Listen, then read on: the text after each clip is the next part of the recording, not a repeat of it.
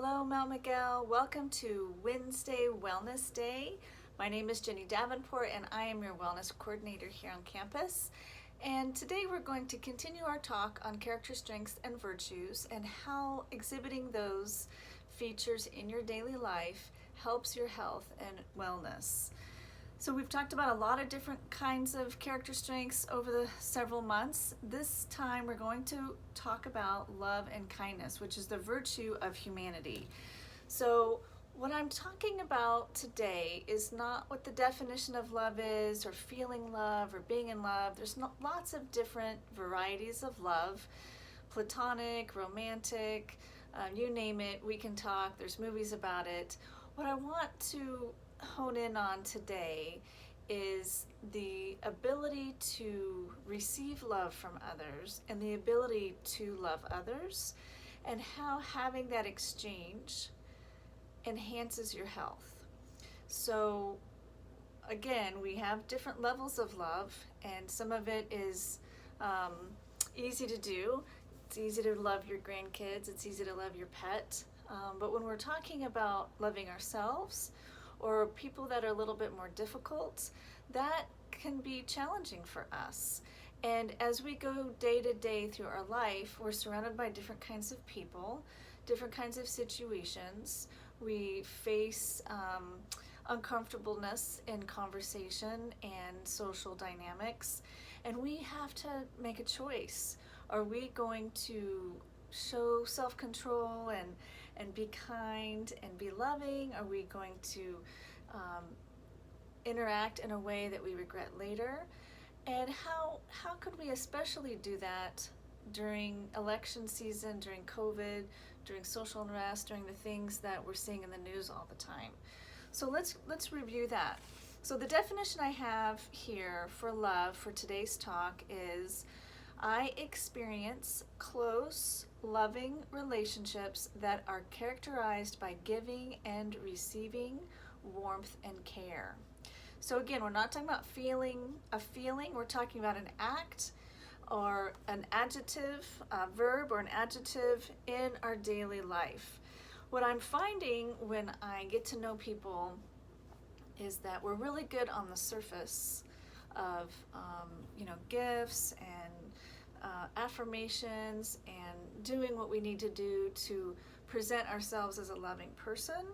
But when we get down into the depth of our self or relationship, a lot of times there's not a lot of depth. It's, being courteous and being nice isn't love. It's just the surface. And so what does that look like? And how does that contribute in a genuine way to others and to yourself? When we are faced with, for example, there's a lot of social platforms, and some of you are on Facebook and some of you are watching the news, and you're seeing all these different groups of people become emotionally charged over a variety of subjects, and all of them are important subjects to the person that's emotionally charged, right? We can't deny that people are passionate about what they believe in is right and wrong. And when we're having relationships with people that are passionately opinionated about a topic that's important to them, how do we continue to love them? How do we continue to interact with them in a sense that's genuine, but still maintains our independent thinking if we don't agree with them? And it's challenging and it's stressful because we really love that person as a family member or as a friend. But with all the things that have been presented to us this year especially, there's this extra stress inside of our relationships. And that is a navigatable, you have to navigate that day to day, hour to hour, conversation at a conversation. There's not this magic quote that I can give you that will fix all, except to know that we can love people and care for them genuinely without engaging with them in a way that's hurtful and mean. We can ask how their day is. We can show listening ears, use our listening ears. We can give them our attention. We can put down our device and look at them and listen to them patiently. And that act is love. We don't have to be the right person in the conversation all the time. We don't have to agree. We can help them have a safe place to explain things if they want to and if you're willing to do that. But we can navigate with them that, it's okay that you think this way and I think that way, but I still care about you very much and I love you very much. And if this conversation is a little bit too uncomfortable, then let's just change the topic. Let's talk about ice cream. Let's talk about sports. Let's talk about something else. What I'm finding also, though, is a lot of us are cranky.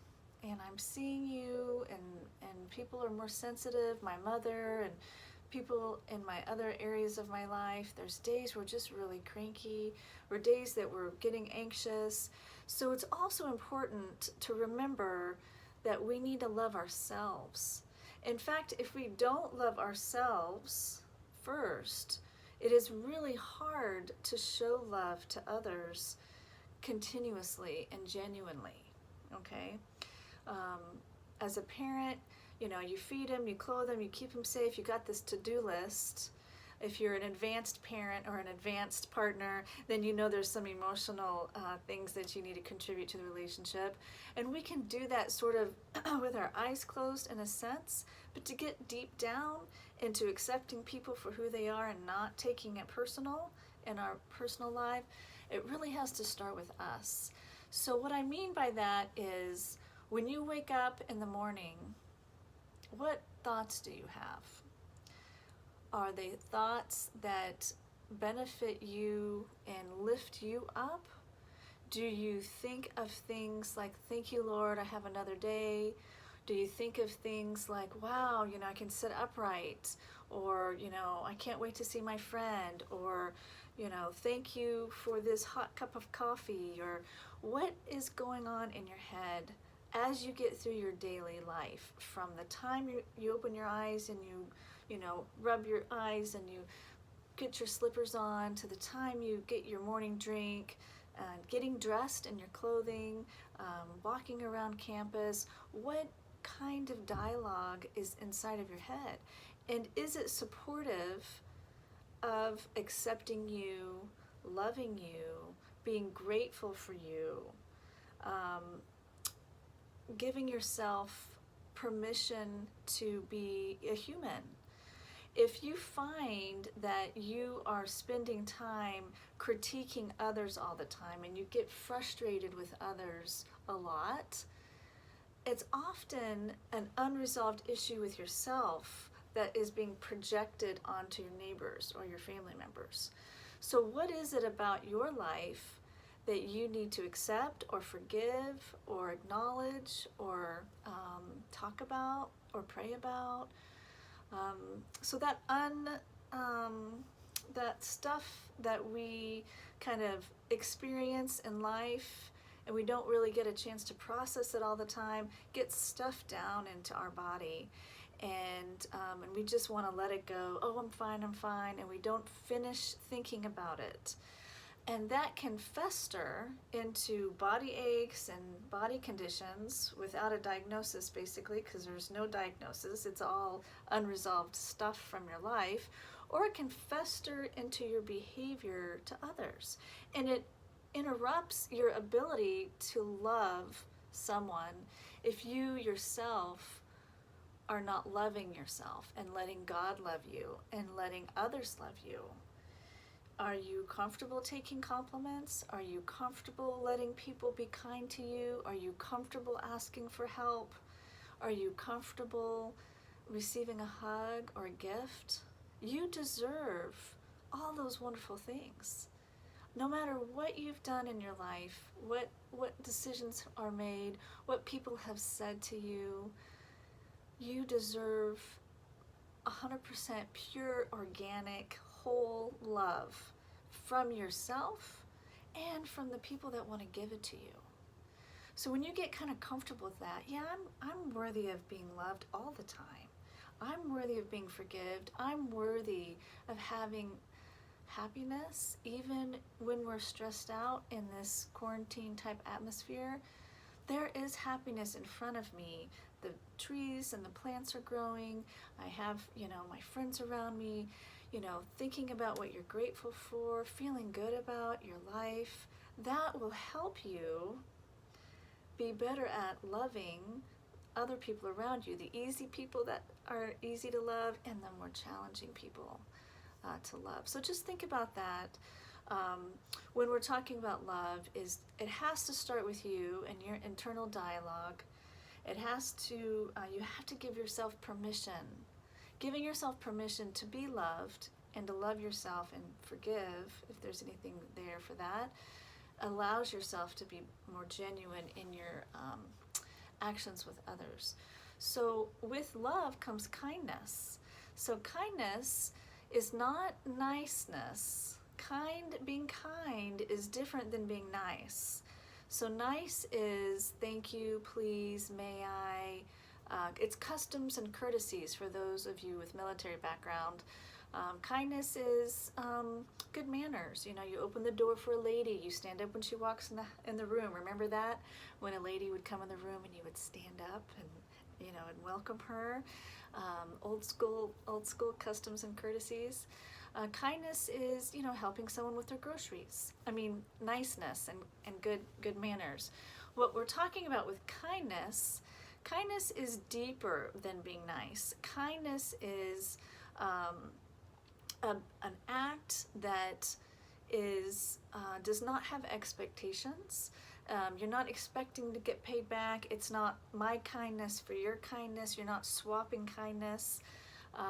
It's genuine, and it basically feeds the relationship without expecting anything in return. So when you're married or with a partner, sometimes there's expectations. I'll work and you raise the kids, or I'll cook dinner and you wash the dishes.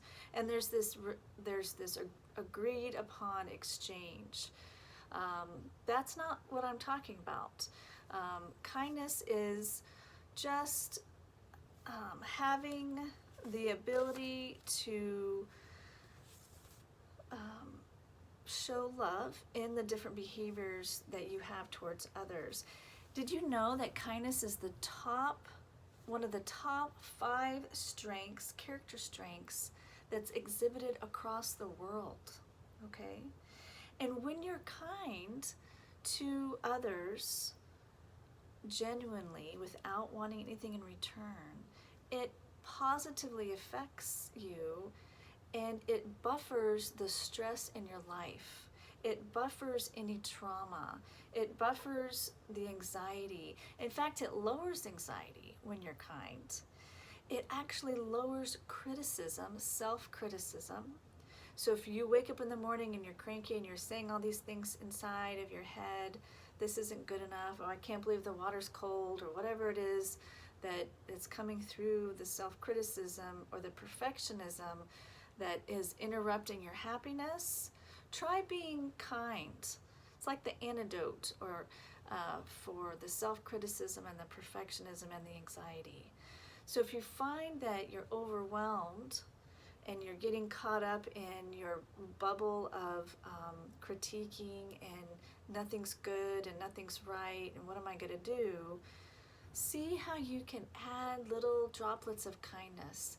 Is it, feeding the birds? Is it walking the dog? Is it creating something special and giving it to the neighbor out of the blue? It's not their birthday. Is it helping someone return a library book, or picking up a grocery store item, giving them a call out of the blue and saying, hey, I'm just thinking of you, what's happening? And walking through that relationship building. There's lots of ways to show kindness, and it does distract you from critiquing the things that are not going right. So that is a nice alternative to antidepressants and alcohol beverages and coping mechanisms that doesn't serve your health and well-being. So being kind, the definition of kindness in the book that I'm reading says doing good for others, taking care of others, helping others, doing well for others. But just like love, you need to start being kind to yourself first before you can truly exhibit long-term kindness to others. Otherwise, you might get exhausted being kind all the time because deep down, if you're not kind to yourself just with your inner thoughts, with how you treat yourself, with how you set yourself up for success, with giving yourself permission. So some of us want to go, go, go all the time. I know most of you listening are retired and you're in a different season, but still, some of you are busy, like you have to have a to-do list and you have to get it right, and the meal has to be a certain way, and you have to have all the details in order, or it's just not going to be okay. Being kind to yourself in those situations means giving yourself permission to not be perfect, to not be 100%. There are days that it's okay to be average. There are days that it's wonderful if we get it right. There are days that we just aren't average. We just need a day to rest. We need a day to unplug. We need a day not to answer the phone within the certain period of time that we've given us in the past. Kindness is giving us permission to not be perfect, to not put ourselves in harm's way emotionally or physically, or constantly serving someone else that it's not a good, healthy exchange back and forth. Kindness is allowing ourselves to have a break from our loved one. If you're a caregiver, then being kind to yourself means giving yourself permission to have a few hours away, or setting up a situation where you can have a whole day away, maybe a weekend, depending on the situation. Giving yourself permission for rest and rejuvenation and respite for yourself, and surrounding yourself with people that really love you, that really want to see you succeed, that really want to see you healthy. Not surrounding yourself with naysayers and negativity and critiquing and people that are mean. So that's what kindness means to yourself. And once you can allow yourself to be loved, allow yourself to love yourself, believe that God loves you, believe that you're lovable, believe that, yeah, I am gonna be nice and kind to myself. I deserve it. I work hard caretaking. I work hard organizing this. I work hard, maintaining my my sanity during these times. I'm worth it. Then your ability to be kind and loving in all kinds of odd situations is a lot easier. It's a lot easier. And so as we go into the next few weeks, which is close to election day, the advertisement and the social platform posts, they're all going to be they're just going to keep going higher and higher and higher and be contentious. And that, for a lot of us, it's going to cause anxiety. It's going to cause us to tighten up, and it's going to cause us not to want to interact with others. Might interrupt our sleep. We might pull back from some of our friends who have opposite views, and so the social interaction is reduced, which could be a good thing depending on the situation. So pay attention to that and give yourself the permission to pull back if you need to pull back, or permission to turn off the news by noon, or permission to get lost in a good book unrelated to the current circumstances, permission to get good rest, permission to make new friends outside of your usual circle. That's what needs to happen to take care of ourselves and to be kind and loving. And as you interact with others, that brings you, a little bit of duress. All that needs to happen is just to give them space, Give them space to be them. They can do them, you do you. They can do them, you do you. Doesn't have to mirror, it doesn't have to match. It's okay.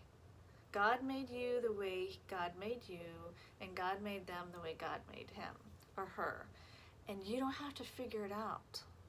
You just have to let it be and accept them for what stage of life or what stage of belief or what season they are in. And that's okay.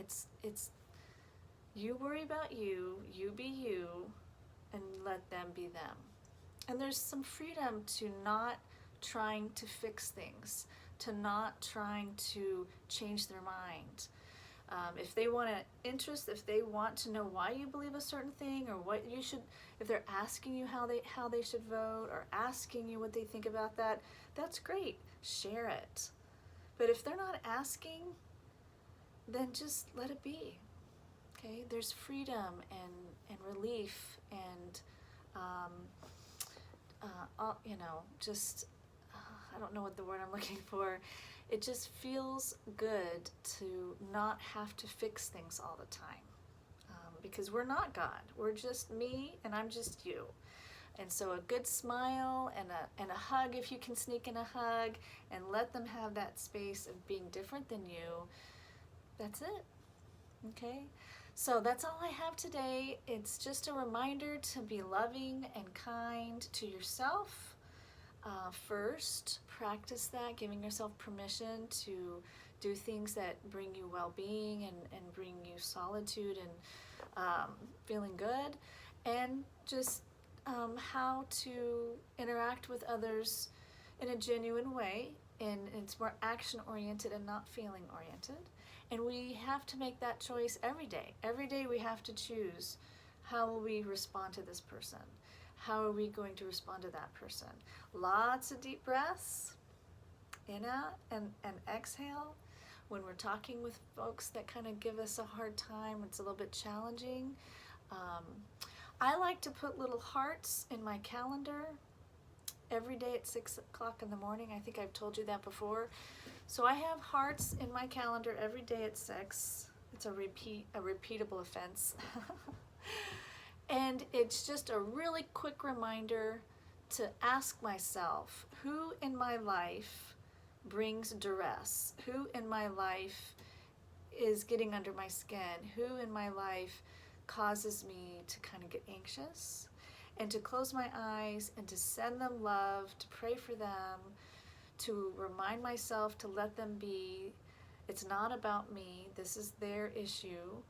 And that has really, really helped, having a little heart emoji or a heart symbol in my calendar to identify and be honest and vulnerable about, yeah, this person this week, it's really bugging me.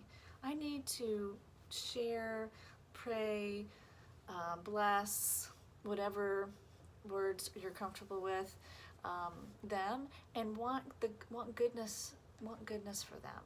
And that's helped a lot for me. So that's a visual reminder.